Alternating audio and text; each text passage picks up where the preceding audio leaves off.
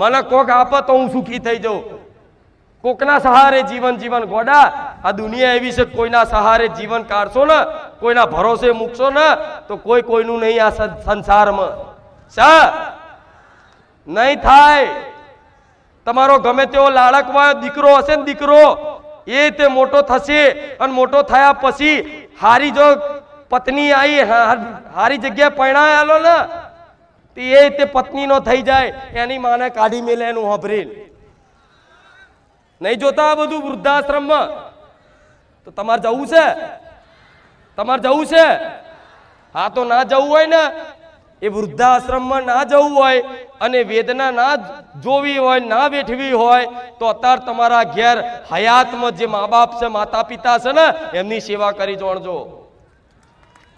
એમને ભગવાન મોની એમની સેવા કરી. ભલે એમનો સ્વભાવ ગમે તેવો હોય, ભલે તમારું હારું ના ગાતા હોય, હારું ના રાખતા હોય, છતાંય દીકરાનું કર્તવ્ય છે કે માતા પિતાની સેવા કરવી.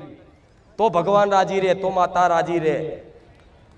પણ આજે ઘરના માતા પિતા રોતા હોય, ઘરના માતા પિતા ભગવાનને પ્રાર્થના કરતા હોય મારો દીકરો મને બહુ હેરાન કરે, માતાને પ્રાર્થના કરતા એ દીકરો મોટી મોટી જગ્યાએ માનતાઓ રાખે. ચઈ માતા જા ભગવાન તમારી માનતા પૂરી કરે. ઘેર છે એને હાચવી દો ને એની સેવા કરી દો ને ભગવાન તારા ઘેર આવશે, માતા તારા ઘેર હોમા પગલે આવશે. કરી દો ને સેવા. પણ ના, કોઈને એ નહીં દેખાતું. બધાને બસ કોક કરી આલે તો હારું, કોક કંઈક આપી દે તો હારું. તે આમાંથી આટલા વર્ષો તો કાઢ્યા અને હજુ આટલા આગળના વર્ષો ના કાઢવા હોય, ના બહુ વેઠવું હોય ને.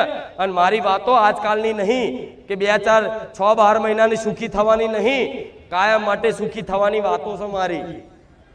જો સમજી જાવ તો, જો સ્વીકારી લો તો